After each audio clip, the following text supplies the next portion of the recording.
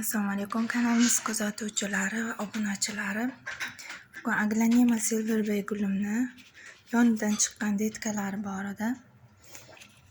Shuni ko'paytirishni ko'rsataman. Mana bu hali ikkita barik bo'lgan, bittasi mana kattakon, bittasi endi yangi ochilgan. Mana bu yonida edi hozir. Mana bu tuprog'ini ochib sindirib oldim.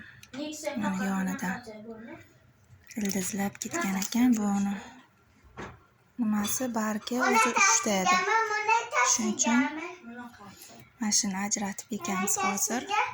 Mana bu singan joyi hali qurimagan, ozgina aktiverini o'g'ildan hozir sepib qo'yib qo'yamiz.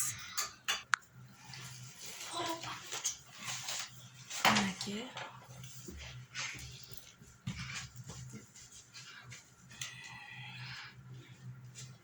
o'g'ilni ezib oldim. Shuni shu yoqiga sepib, ildizlariga sepib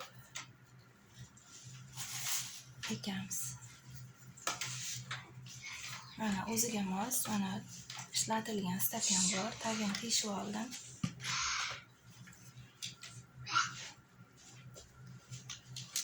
Mana endi bunga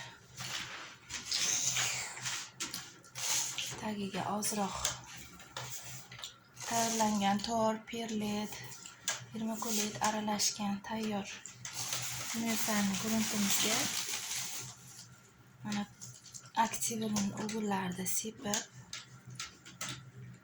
ildizini jarohatlamasdan ehtiyot bilan ekib olsak,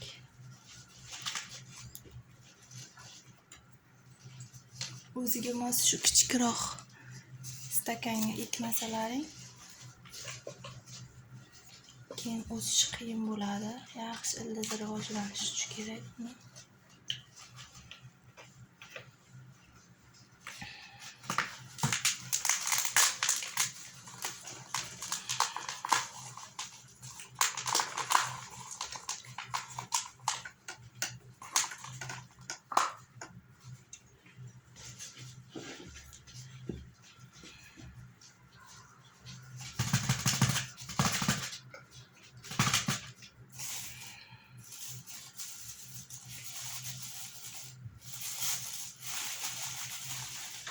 Aktiverini o'g'ilda sepib, bargidan video ko'rinmayapti.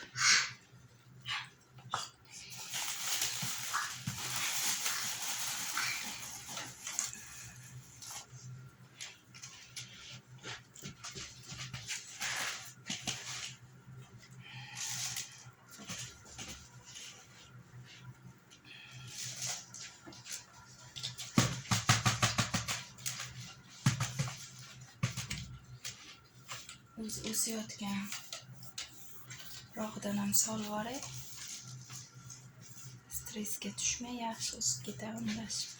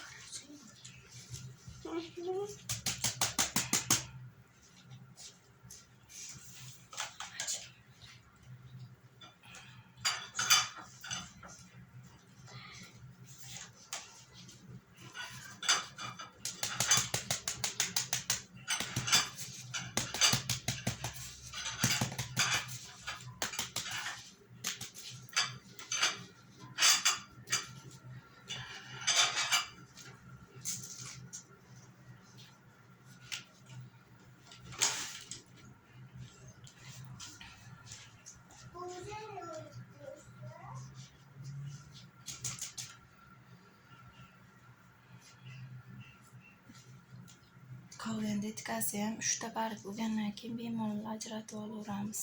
2 ta barg bo'lsa kuchi yetmaydimi deb.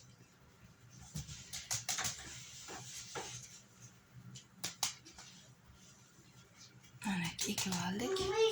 Endi yaxshi barglaridan suv quyib yontiramizda, keyin teplechkaga qo'yamiz. Mana shunday qilib teplechkaga olib qo'yiladi.